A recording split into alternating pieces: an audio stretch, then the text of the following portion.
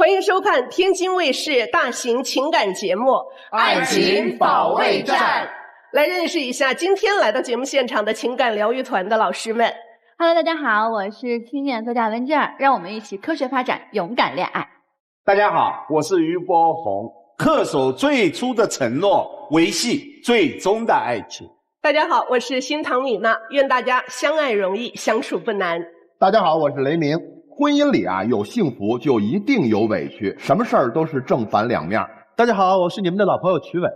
相遇美，相爱甜，让相守不再难。欢迎老师们的到来。那么现在有请今天的嘉宾。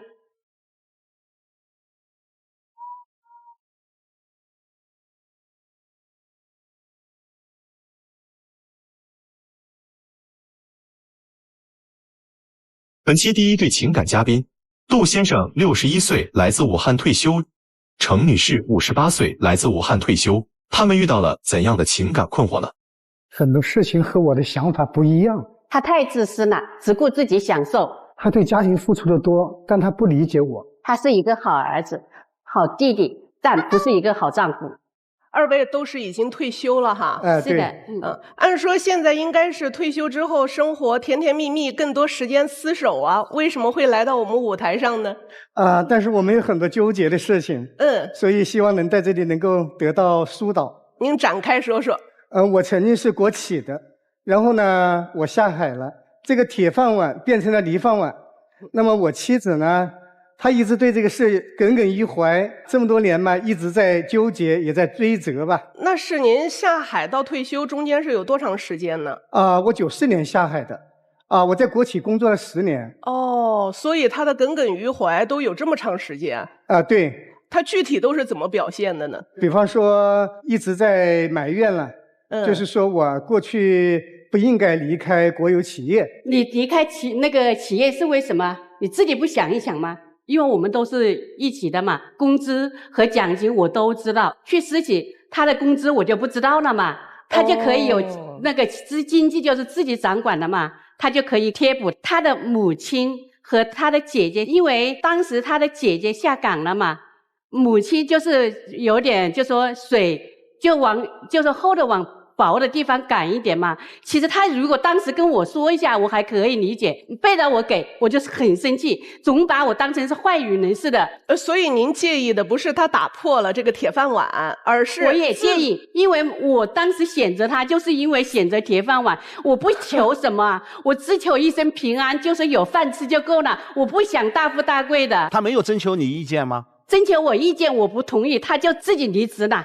那他辞职之后去了私企，从此赚的钱不再告诉您了，也不拿回家了。他拿回家我根本都不看，我根本都瞧不起他那私企的钱。哈，刚刚您讲的是原来在铁饭碗那儿每个月发多少我知道，他辞职是为了有更多的钱照顾他的父母和姐姐，但现在您又说他到了私企了以后给您的钱您都不要。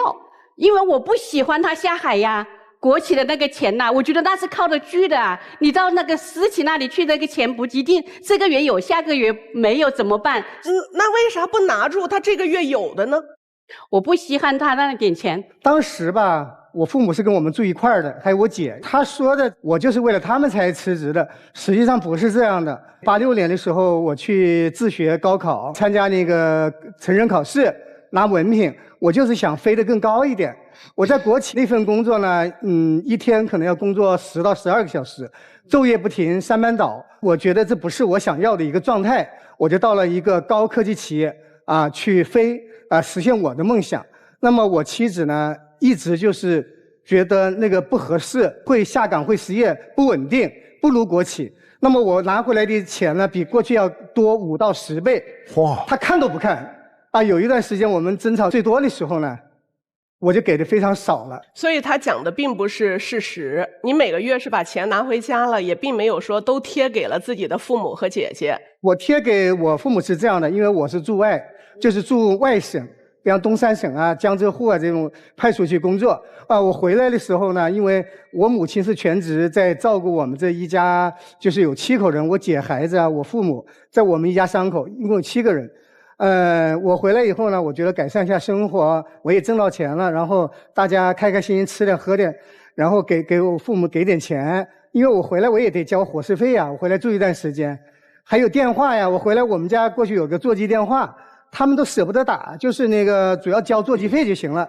那我回来有时候在家办公，我得用那个电话，那一打都是长途，那么产生一些费用，所以我给我妈也给一点钱吧，她就认为不合适，她跟我偷摸给我妈钱了。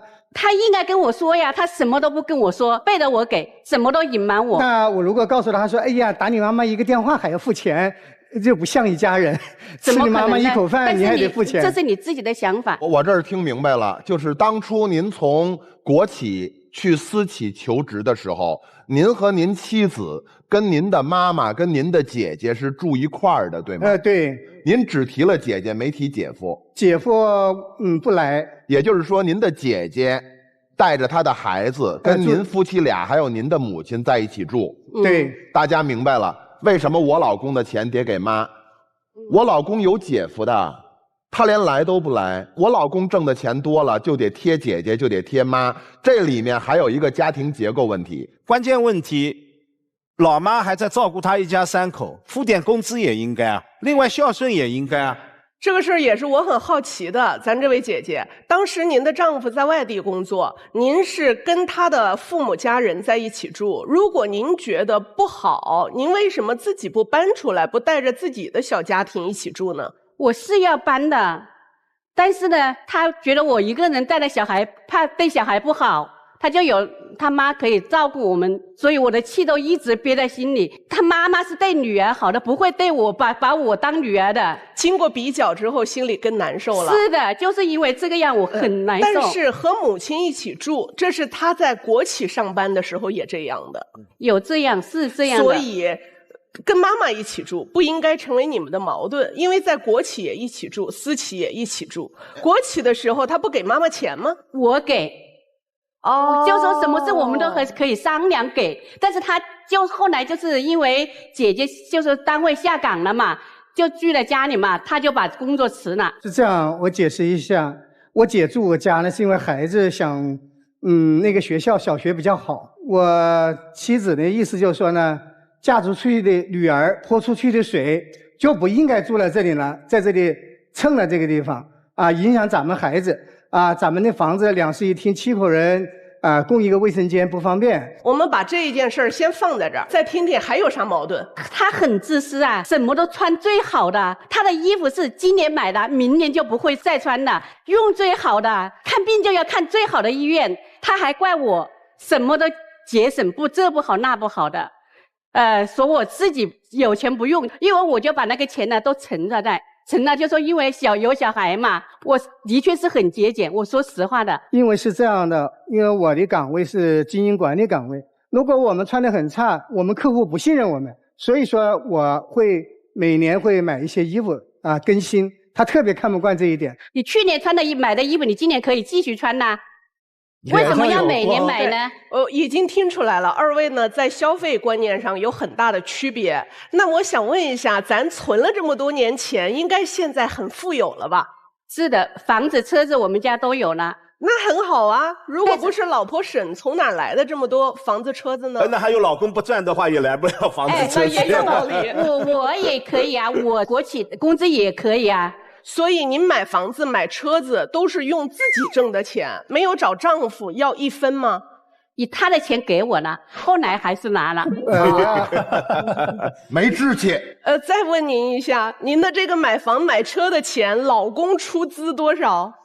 我一般是把工资的80%给他，20%我自己花，他就认为这个20%也要受他控制。为什么？因为他的钱20%他都用到自己身上去了。他这我们30几年，他没跟我用过1分钱，没买1朵花，没有买1寸纱。注意啊，我听出一个矛盾了。你给自己天天买好衣服，对吧？对。你对自己吃穿那么在意，你给我都没买过1件衣服。在有些妻子那里是，你80%的工资给我应该的。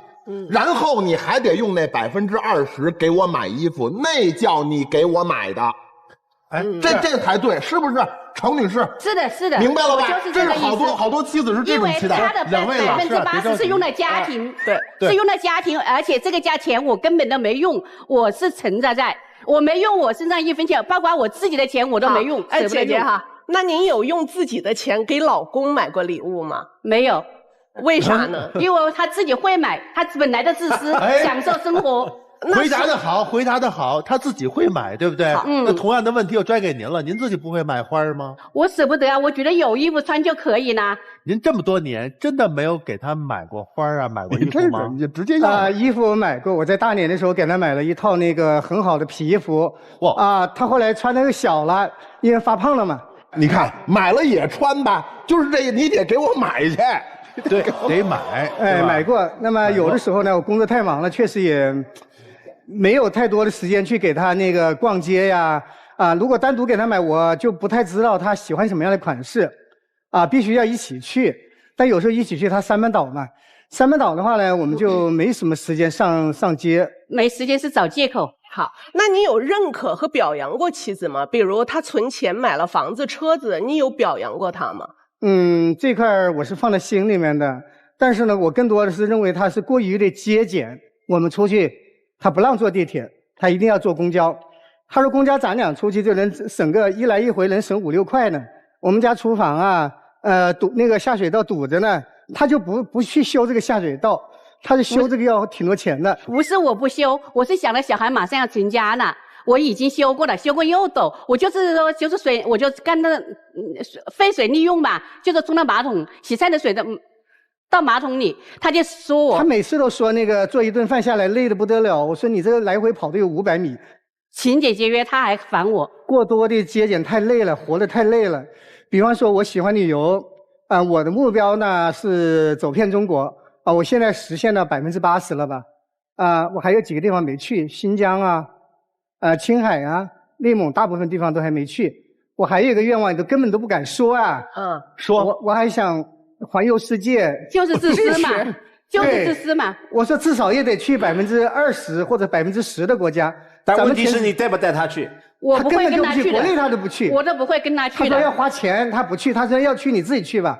他本来就是一个享受生活的人嘛，我肯定跟他过不好的。你们2个在生活里头，究竟谁批评谁更多？我批评他更多。我说你总是那个存钱吧，就是好像一个数字，你把幸福、把所有的浪漫都存到银行里去了。咱们这个过日子应该就说，现实一点。咱们趁在自己还能走得动的时候，咱们在大好河山去看一看，玩一玩，认知提高一点。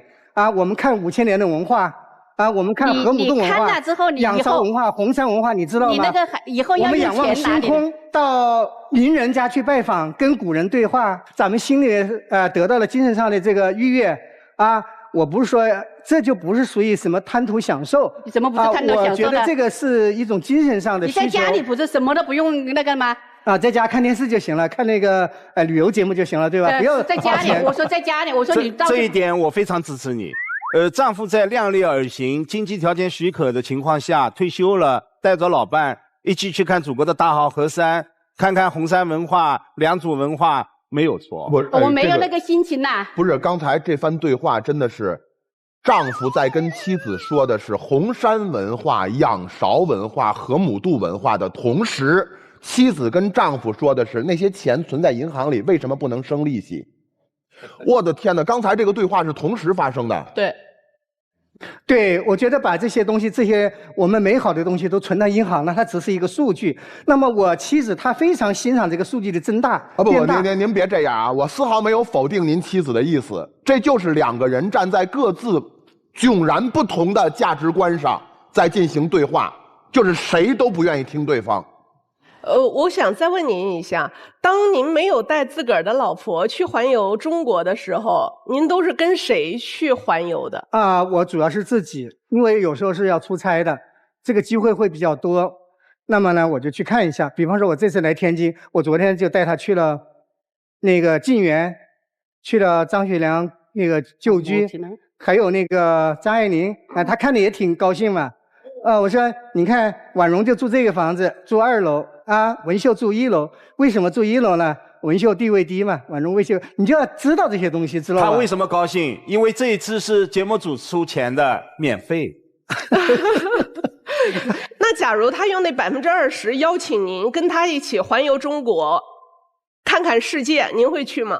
我还是要考虑一下，因为我放不下我的小孩。您的小孩现在多少岁了？30多岁了，我34岁了。34岁的小孩儿，那应该是也没有媳妇儿管他喽？没有，就是没有成家嘛，还。那您的孩子跟您还是跟他的父亲更有共同语言？跟我更有语言，可能我们2个人可能在一个频道上沟通一下。那为什么没有跟自己的儿子商量？比如你们的妈妈节俭这么一辈子了，我们一起策划一个活动，一家3口一起去。您老婆好像什么都听儿子的。这个可能不太可能，因为他自己就不太喜欢去旅游这些东西，也是一个宅男吧。儿子也不动。也比较窄。明白了。那今天是谁要求来到我们这儿的？是我。为什么？因为这个事情积压了很多年了，我关注这个节目也挺多了，希望听各位老师给我们一点这个指导。您希望得到什么样的帮助呢？比如说，我想环游世界，希望老婆支持。对，这太对了，你说了我心里去了。那大姐今天来电视台的目的是什么？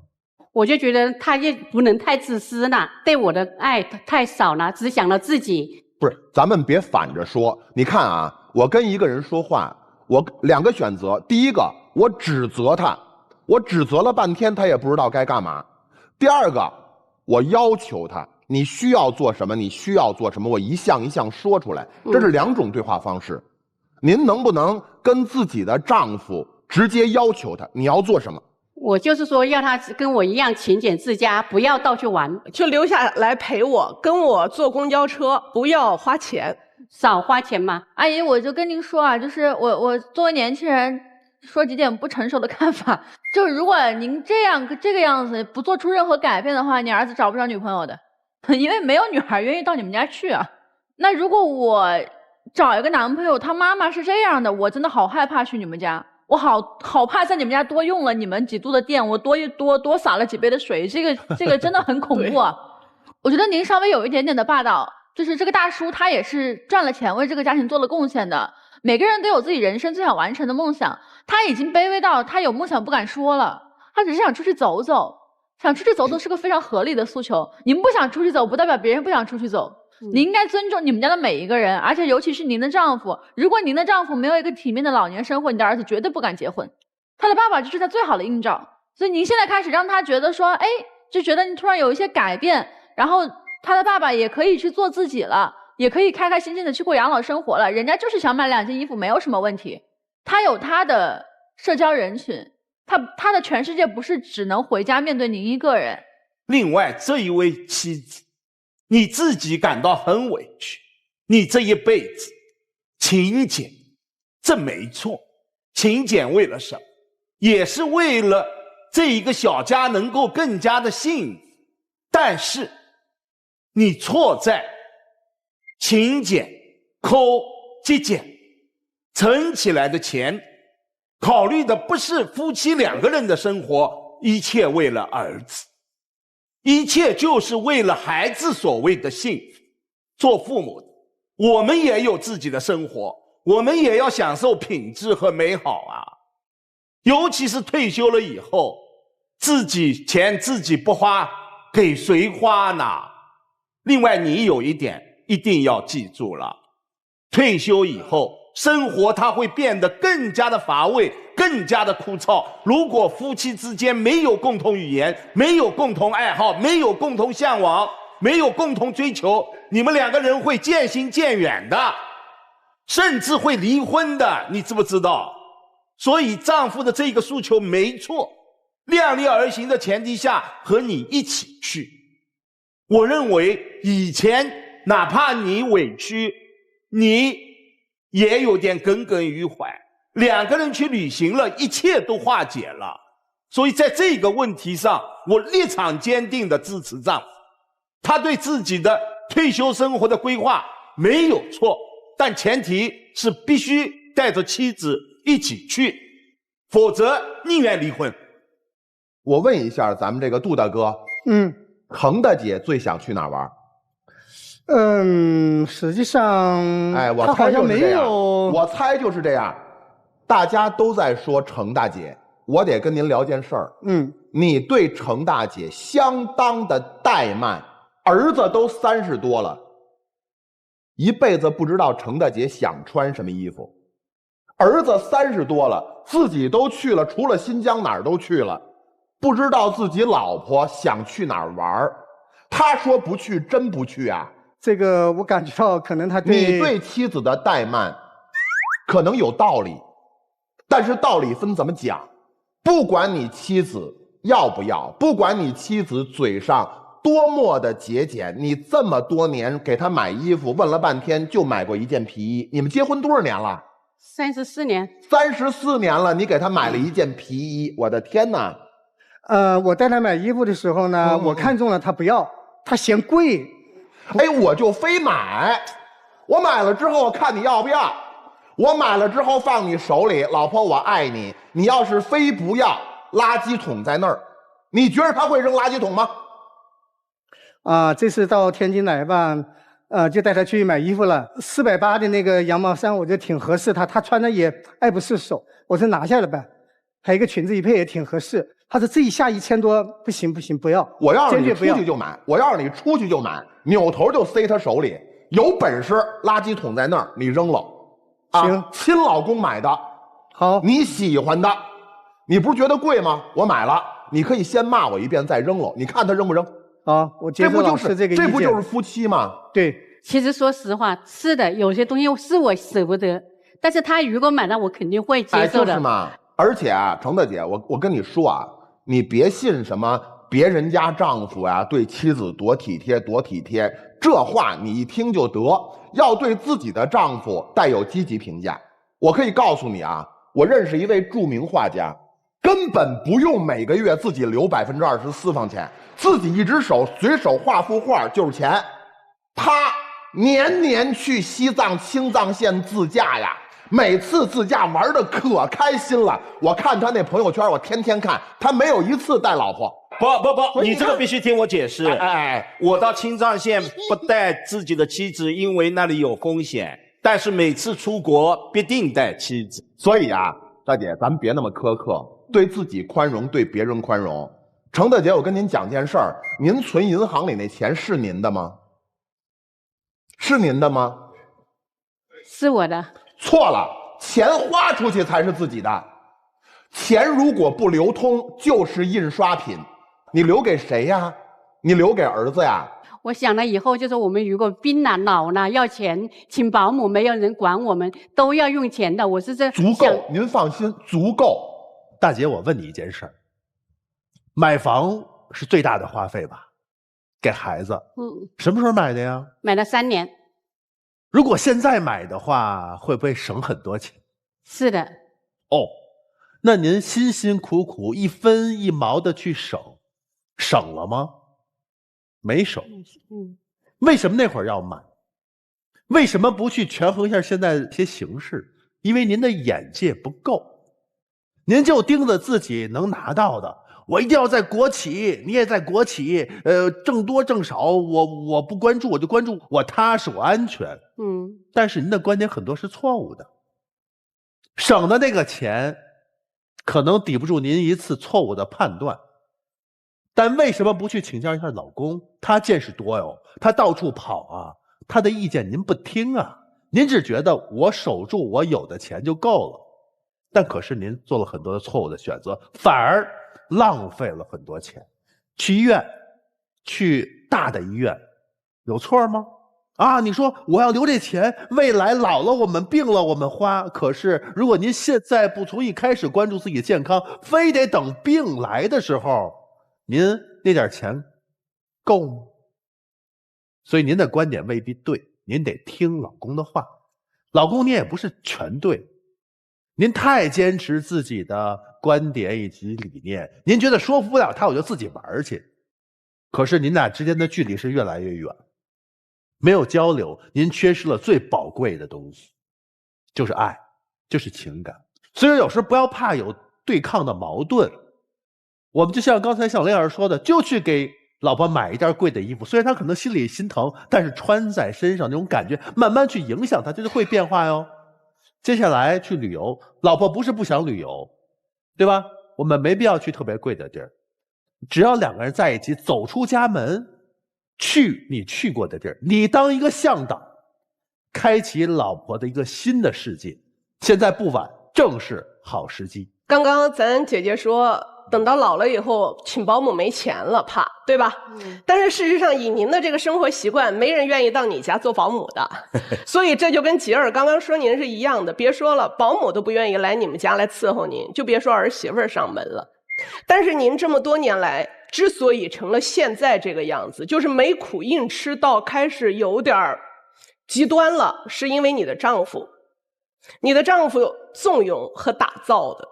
可能您都没有意识到这一点。他刚刚自己讲的，他说我妈妈也是个勤俭节约的人，而您呢又住在这样的一个大家庭里头，想在一个勤俭持家的大家庭里头拥有话语权，唯一的办法就是我比制定勤俭持家的老太太更勤俭持家，我才能在这个家里说的算。在他自己尝到了勤俭持家的红利，这个红利是精神红利，也还有经济红利，他尝到了这一些甜头之后，他才会让自己变成这样。但他内心里头好多的渴求是不敢说的，他不好意思说。他内心里头，你比如说今天我要是他，我穿了这么一身漂亮的衣服，今天精致优雅的站在这里，你要问我，我可能会让老公，你看我缺个什么？我缺个镯子，你不是应该给我买条项链或者买个镯子吗？这样的话我不是看起来更好看，显得这么素吗？我真给他买了。哟，来，对，可以带。程大姐，您要是觉得不喜欢，您给我替您扔。给我也行，我也缺个镯子。不要人把手伸出来，我们看美不美？你看多漂亮！哎呦，不是大哥呀，您这个时候这一动作完全堵住了我想批评您的嘴。如果在过去的日子里头您能多做几次，哪怕是2年来一次，你老婆可能早就觉得您爱她。我就这么做。看在手镯的事上，我就不说您了，咱再说说老婆。因为这位姐姐，您现在最大的麻烦将会是你的儿子。您的儿子看到了你是怎么对丈夫的，也看到了你是怎么对他的，所以不结婚，我妈给我全世界；结了婚，我的工资全得给老婆，对吧？所以他为什么要结婚呢？您必须得去反思一下这个。然后眼下您给儿子太多的爱和享受，然后剥夺了丈夫和自己生活里头可以拥有的爱和享受，这就使自己的日子过得惨淡无光。赶快跟老公一起出去玩，出去旅行，然后让儿子过自己的生活。实在不行，可以把儿子踢到他自己已经买好的那个房子里，让他自己住，这样他才能呼朋唤友，他才能自己去开始什么做饭啊，承担一些家务劳作啊，然后也才有了单独和女孩约会和独处的可能性。好，好嘞，那您2位先休息一下。本期第2对情感嘉宾，张先生51岁，来自河南个体。宋女士49岁，来自河南工程师。他们遇到了什么样的感情问题呢？他爱面子，大男子主义，不尊重我。他认为我什么事情都不和他商量，觉得这商量不通。我希望他尊重我，能顾及我的感受。他总是说我有问题。来节目组就是看一下我是不是真的有问题。您2位好，那您2位是有矛盾吗？矛盾可多了，因为看着都笑眯眯的，很开心的样子。我们矛盾其实生活当中经常就是发生有摩擦、有矛盾、吵架，就是发展到吵架，甚至有过打架的情况。那咱展开说说。就是这首先呢，就是这个早上做饭的问题啊。我们有个孩子今年上大2了，前几年就是上高中、初中的时候，晚上就是辅导作业嘛。辅导作业基本上都是我辅导的，就是早上做饭嘛，我就希望我老公早上起来做饭。因为我晚上要辅导作业，有时候辅导到12点，有时候1点、1、2点都有过。特别是高中那个时间特别辛苦，我就希望他早上起来做饭。因为他是个个体工商户，这个时间比较自由。我是上班的，每天上班从早上到晚，晚上5、6点下班了。做生意时间不是宽松一点，就是想着说我辅导孩子了，希望他早上起来做个饭。你催了他起来，不催就在床上揉。为啥早上起不来？抽烟喝酒，跟朋友一起出去喝酒，晚上我跟你说，之前就是年轻的时候喝酒，那个时间喝得晚了，有时候我回去我把门反锁着了，我都不让他回去了。这几年我说年龄大了再喝酒，我说我都不管你了，喝死算了。我有时候我都想着喝死到外面我都不想管他。没那么严重，咋没那么严重？咋没那么多严重？你现在12点回去过，1、2点回去过没有？现在有时候回去，第二天早上，第二天早上晚上11点了，12点我睡觉了，床上没见人，早上起来了看在床上睡着，不做饭还晚上熬夜。还有抽烟喝酒，我们闺女都说我爸这生活习惯太差了，他要这样的生活习惯，他老了生病了，这不都是我的负担，是不是？不会。所以他的身体已经被他糟蹋的不行了吗？去年住了1次院，住了院出来之后，这个肠胃上有问题，医生都说不能再喝酒了，再喝酒刺激这个胃之后，刺激这个肠子之后，你还要动手术，还要住院。结果呢，回来没几天就又喝了，大概有3次吧。去年5月左右。又喝了3场酒，喝的又去住院了，又动了个手术。我那个时间我都真的就不想去伺候他。这一阵喝了吗？这一阵还喝啊，就是晚上我都说不管他了，我就说有时候我就心里想，我说喝死算了。有时候回去睡了，我们早上现在我不管他了，晚上回去到啥时候了？早上起来了，卫生间里他住那个房间里都是酒气，卫生间我闻着都是难闻的。问一下丈夫，你一顿喝多少酒啊？也不多，这是半斤以内。白酒半斤啊？啊，白酒是以前不止半斤，以前喝过6、7两、7、8两。一天1顿，1周喝7天。没有，也不是。1周至少有个3、4次，只要有人喊他吃着饭碗往那一扔就去了。我都说过他好几次了，我说人家没人喊他，他不在家自己喝。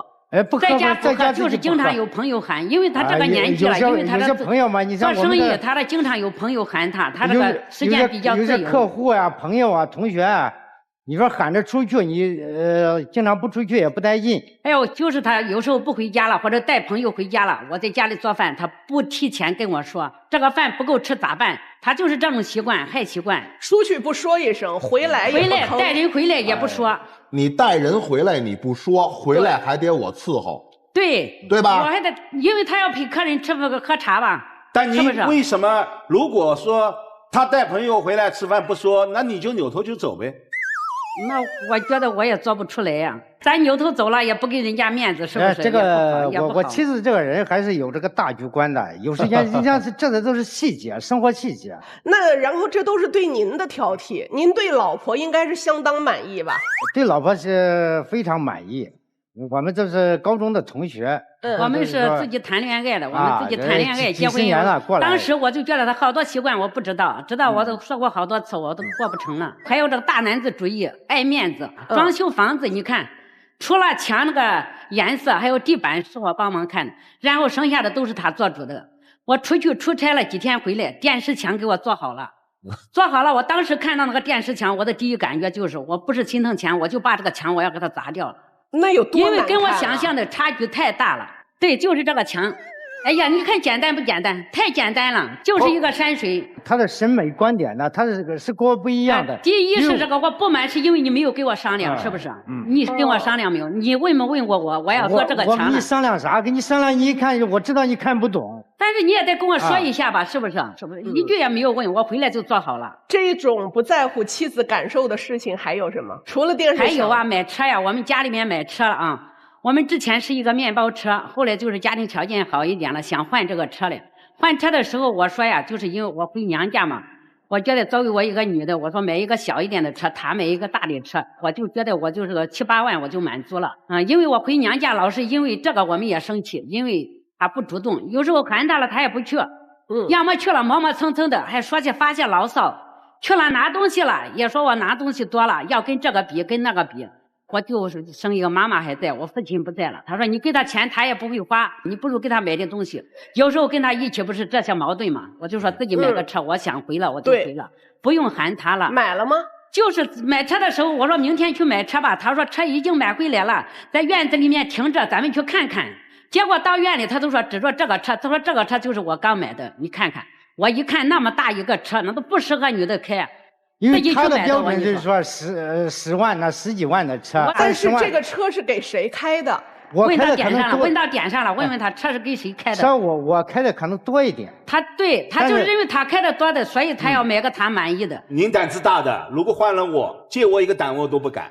这门带着记者不知道哪来的胆子，我也不知道谁给的胆子。就是他的胆子从哪儿来的不重要，重要的是你的钱从哪儿来的。钱我自己的嘛。你不交给老婆管钱？不，我们2个因为他是上班的。一会儿还说到钱上，我还说到这个钱上。上班的，回娘家从来没掏过钱，我掏钱了还不愿意。这都是刚才说的这个回娘家，我们买车为啥我们要分开买个车？不是不愿意，也不是说我没有孝心。你就是不满意，你就在这爱面子，你就不想叫说你，就是给钱了不愿意。我跟你说，为这个回娘家这个事，我们也吵了好多次。有一次在车上，我差一点都打起来了。你等一下，我给你解释一下啊。你不用解释，我跟你说，你就是这样的。我想听听他的解释。我就是想曝光，再次我就借这个机会，借这个平台曝光个机会。好，来。年纪大了嘛，我们想着我自己的想法是啥了？就是他喜欢什么，你像吃的、喝的、穿的、用的。他胃都不好了，你让他吃啥？您让他说完。岁数大了，你说能吃点啥东西？多买点东西。哎，这还有了买东西，宋女士，宋女士，你让他说完。宋女士，作为一个旁观者，我告诉你，我要是你老公，我晚上也出去喝酒去。那你得看看他身体情况。不，身体情况再不好，外头我能说话，我在家，我说一句完整的话都做不到。宋女士，您明白了吗？你让他讲完，让他讲完。就是他喜欢什么，你像吃的、喝的、穿的、用的啊，都可以弄到位。但是你说给钱的话，他自己也花不了。您直接说实话嘛。当您老婆要拿钱的时候，你有说老婆，我去买点吃的，你给妈送过去，不给钱了，你有说过吗？买东西的话，我从来没有说买。你主动过没有？您为什么没有给岳母家买过一个礼物，送过一样东西呢？不是主动不主动，反正有些事情可能我经常忙着，我想不到，是吧？不是想不到，你一点拨到之后，你需要想买什么，我立马都去买。这又说了，你想到了，是不是？您每个月为什么不给妻子交一部分生活费呢？这一点吧，这个因为我们这个常年这20多年了，这个习惯，因为您这习惯对吗？是有不妥的地方。哎，那您住院的时候，这钱谁掏啊？这费用都我自己。那你老婆要是住院了，这钱得谁掏啊？这还用考虑？您岳母生病的时候，你能掏吗？也没掏过，肯定没掏过。在他的心目中，我就说我上班嘛，我有收入，他就是觉得我有收入，我有钱，他是不用。当您的丈夫买下20多万的车的时候，你有没有问过他，这钱是借的还是你存的？没有，这是我自己的。我自己买的。你们家装修谁出钱啊？装修是他出的多，我也出了。包括买房子，买了几套房子，基本上那大钱都是我出的。钱他都自己掌管，他会给您送礼物吗？没有，这个也跟大姐说的一样，没有。除了结婚谈恋爱之前买过衣服，后来就是买过袜子，别的没有了。我昨天还说他，我连一个别说金疙瘩了，贴石头疙瘩、铁疙瘩都没有见过。那咱们哥哥方便交代一下，咱还有多少钱吗？这个不太方便。因为我为什么要这样问呢？因为您身体不好，您身体不好，自己又没有好的生活习惯，您就让老婆有一个担忧。这个担忧是：第一，他还能不能挣钱？他挣到的钱够不够裹住他的医疗费？我得为他贴多少？对呀，他是个体户呀，他老了有没有退休金呢？你说是不是？妻子，你知道老公现在还有多少钱吗？不知道，我也自己有收入呀，我花钱干啥？您是怕他问您有多少钱吗？也不是，我也不问，他也不问。我们之间就是说长期这个20多年的一直这个习惯。你们是邻居还是夫妻啊？我们现在那一天我都说我们就是过的就是搭档邻居。刚才他语言细节说了，他住的那个房间有卫生间，里头吐得一塌糊涂，俩人现在分房睡。对，现在就是这种情况。早就分房了是吧？就是从他去年动了手术吧。为什么分房？因为他动了手术之后，他还喝酒，喝夜晚生活习惯不好，为啥不让他抽烟？抽烟之后他吐痰呐，咳嗽啊。您的意思就是说我就不看了，我管不了，我不看了。对呀，我就不管你了，你自己我有时候我都说了，喝死算了，我就是这种感觉。对。好，那么今天2位是谁要来的？我们孩子。我们孩子说能报名，我们孩子在大学，在上大学的啊，说你们2个去参加一下，需要帮我们我们之间的矛盾点暴露一下，这些细节啊，这些恩怨呐什么的，再捋一下，我们所以自己女儿净化一下都知道父母关系已经糟的不能再糟了。也不是说糟的不能太糟了，也就他就是感觉到我们之间有问题。那你们二位觉得有问题没有呢？我觉得有问题。那您期待的是这个问题怎么解决呢？希望他就是说以后回娘家了，你不出钱不拿东西算了，你不要再说我拿的东西多了，拿的花钱多了，大男子主义也改一改，然后你这吸烟喝酒这些毛病你都改一改。因为这个年龄已经不允许你在这糟蹋身体了。你糟蹋的结果，我们闺女都说了，是给他闺女找负担找麻烦，也是给你妻子找负担找麻烦。你说你病了，别人谁来照顾你？人家谁能长期在这照顾你？我告诉您件事儿，上心照顾起来是麻烦的，要是不上心对付照顾他不麻烦。一个月1800块钱的事儿，找一护工，然后还不是24小时那种，反正他那房间，他就算拉床上也臭不着您。咱们仁至义尽不就得了吗？哎，大哥，我问您这事儿，你想没想过？我身边发生的真事儿，我认识一人，也喝酒，喝酒之后啊，有一天突然之间晕过去了，因为喝酒导致这个脑血管有问题嘛，然后糟了，自己没把钱放哪儿告诉老婆，自己好几张存折，有2张存折不是忘了密码啊，他是忘了那存折在哪银行了。忘了那存折搁哪儿了？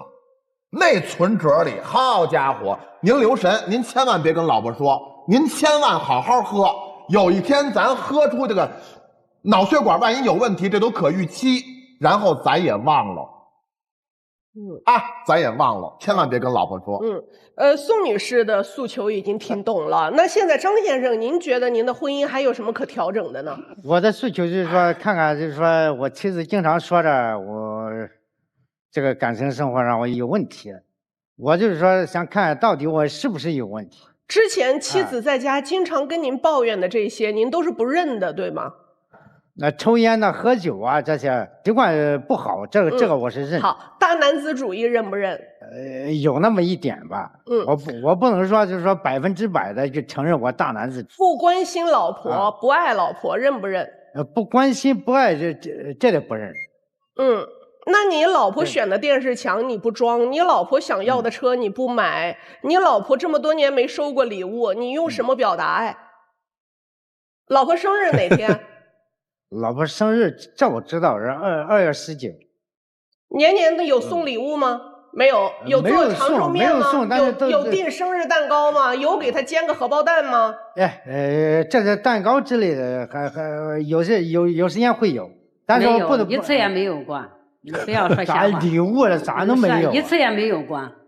那今年就是孩子小的时候，孩子会逼着说，我妈过生日了，3、8节了，让他给他说让他给我买个东西，都是那小东西。那也不能说没有，是吧？那没有，那不是孩子提醒你，孩子我们闺女不管怎么说，逼到你让你买，你们从来没有想。刚刚妻子说你们是高中同学谈恋爱在一起的您爱他什么？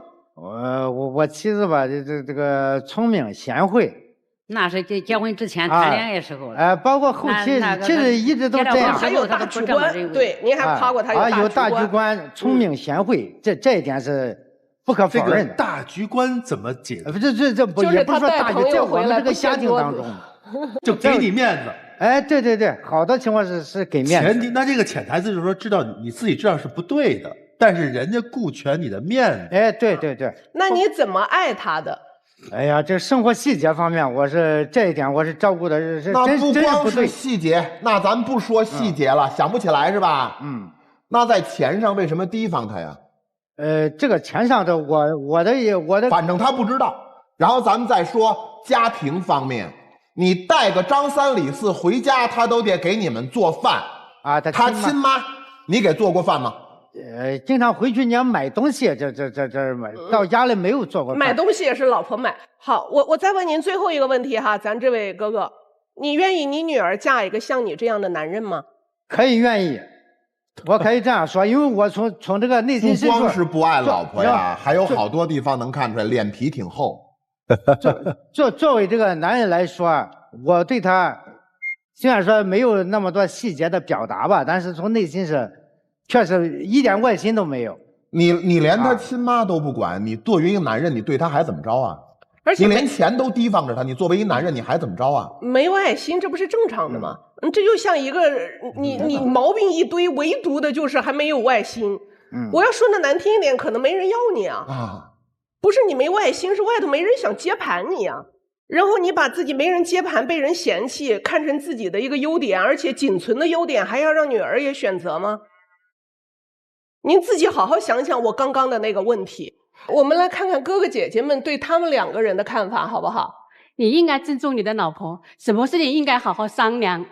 钱，因为是你们是一家庭，钱应该给你老婆。大姐，我问一下，现在觉得自家老公给自己80%，是不是心里跟开了花一样？哎，对不起啊，我多问一句。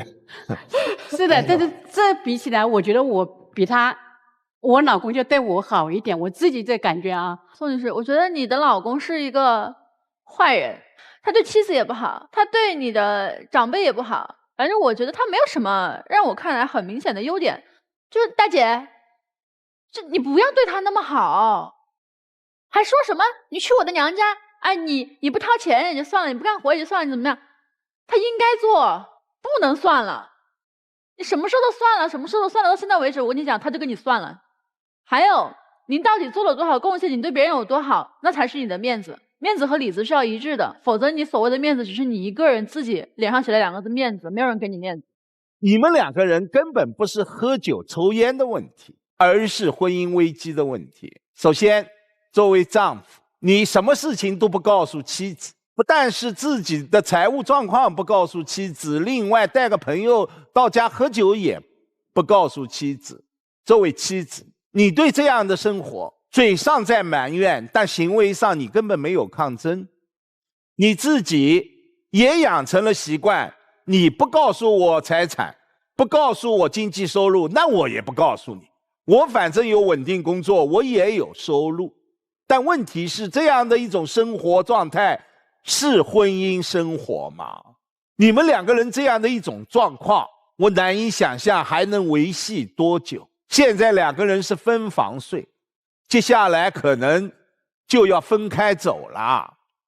所以2个人如果想好好过，我想从一件事情做起，那就是把钱先合在一起。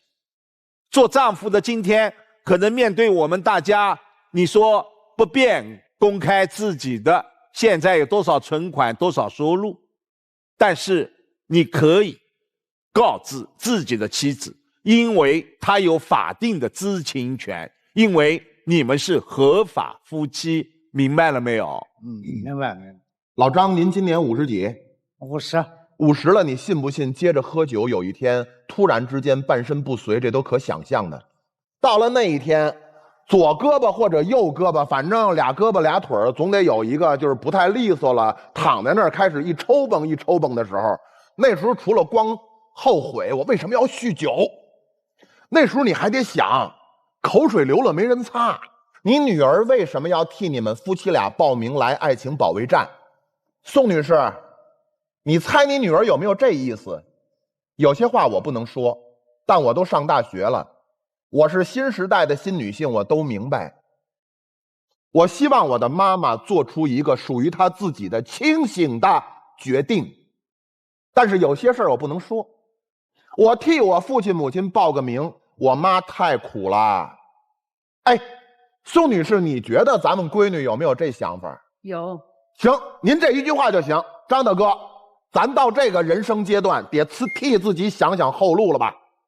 对。你到底有多少钱啊？甭跟我说，反正是你得跟他说。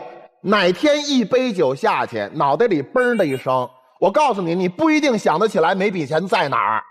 以前他还管你别喝酒了，现在他还在乎吗？院门留着，您自己住一屋，你爱在房间里抽烟，熏得满屋子烟味儿，随便你。你以为他还像以前那么在乎你吗？人心会冷。所以张大哥，接下来何去何从，您心里考虑啊。我讲完了。其实在一段关系里面出现问题，双方都是有不可推卸的责任的。丈夫的问题都摆在明面上，妻子为什么会到现在这种状态？20多年了都是如此。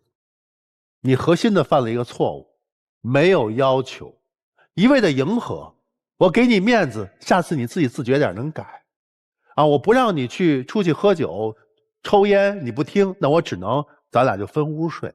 当他对你的母亲不敬的时候，你做了什么？你一味的退让，久而久之，这种状态就形成了。你们俩就没有交集了，没有沟通了。现在你对他的爱基本就是放弃了。行了，你就在哪屋自生自灭吧，不就是这样吗？对吗？所以这个家是名存实亡。老公啊，你自己太知道，除了他以外，没有人看得上你。事业成功吗？绝对不成功。你的性格好吗？绝对没有人认可。别以为整天出去喝酒有人陪，但那些都是酒肉朋友，没有什么交心的。真正交心的为你好的人，能看你出了这么大的病还让你喝呢，还跟你抽呢。谁关心你？就是身边的人。可是你不在意他呀，你只注重你在外面的面子，随意带着朋友就来让自己的老婆忙活。所以啊，你不是坏，你是傻。谁对你好，你应该靠谁，你不知道。你都50好几了，还真不明辨是非。你只能给自己再挖一条不归路。今天开始我说那一对夫妻里头的姐姐是没苦硬吃，但是您其实才是没苦硬吃。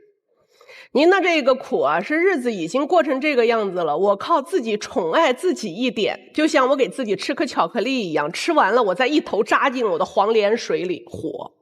你应该在你的丈夫不陪你去看父母和不买东西的时候，就直接告诉他这是不对的，而不是给他再来一个至少也说过不对了，他也不听啊。我说过他如果我也说了不对了，了，你纠正了，你这个纠正态度更明确一些，就是要么你跟我一起回东西你买好，要么这个事儿我们就直接摊开了说，日子可以不过的。你没有。你选择的叫做我后退，我后退到丈夫我不要求你做这个了，至少你别阻止我，至少你阻止我的时候别唠叨。对，你自己把自己的人生撅出了一个又一个的口，都来自于你的往后撤一步，往后又撤一步。眼下的你想破局其实就是离婚啊，因为你已经很清楚丈夫对你毫无用处。前一阵儿他有用，叫做共同带娃。我们不管从小学到初中还是到高中，一起要把这个娃供到大学。一个工作时间相对自由的男人，可能可以替我接个送，可能可以寒假暑假的时候能够管孩子一点，我出差的时候他能顶上。所以丈夫过去还有用，随着孩子上了大学，你认为丈夫越发没用了。丈夫的越发无用还体现在身体也不如以前。现在你宁可不知道他有多少钱，因为省得将来在他的医药费上担责任。你自己心里头早已经有了凉薄的打算，就是我想撇清关系。我那么多诅咒其实是真的，我说你不如喝死算了，我心里是真这么想的，否则我不会在明明知道他可能半夜又会住院又会发生意外的情况下，我让他自己睡。老来伴的意义是什么？不就是我在你身边，我呼吸万一促停了，我夜里起夜上厕所摔倒了，我老伴能及时给我打个120吗？你女儿你认为她真的是只想救妈妈吗？她还想救她爸一条命呢。今天你们俩来到这里来，谁都别说是一个人施虐给另一个人的，你们两个用了不同的方法相互折磨。今天必须得思考一下，你是希望你的丈夫早一点走，还是希望你早一点从婚姻里走，还是希望你们两个人借女儿把你们送到这个舞台上，手拉手重新协议出属于自己的方法，一起走。请回到门后。我要是老张，到门后头就把有多少钱全跟老婆说。对。那么我们现在预测一下吧，咱第一对会不会？肯定了。我刚才发现两个人坐在这里的时候，眼神的交流已经完全改变了，看对方的这种感觉也改变了，肯定会出来了。那是，尤其是第二组一对比，更觉得自己的日子其实比蜜甜，是吧？咱其实就没有啥悬念了，请开门。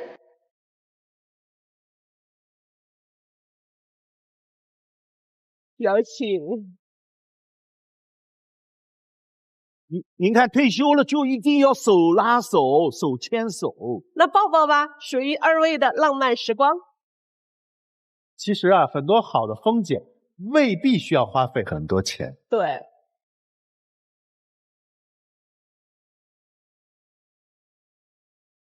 电视机前的观众朋友，欢迎通过金云 APP、天津 FTV 网络电视、万事达手机客户端观看本期节目。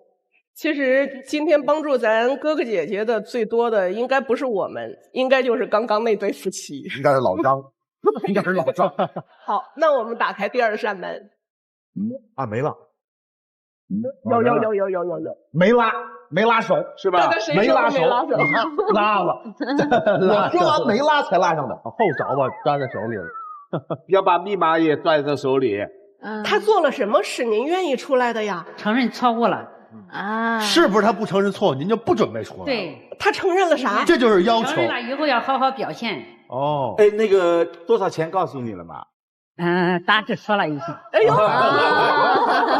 这个很重要，这个很重要。今天这个效果很好，他的好多错误他自己都意识到。要谢谢你女儿，谢谢主持人，谢谢这么多主持人。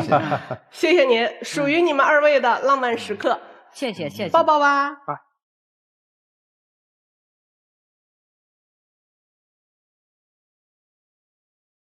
那就把拉着的手紧紧握着，咱接下来的日子里头也不要再松开了。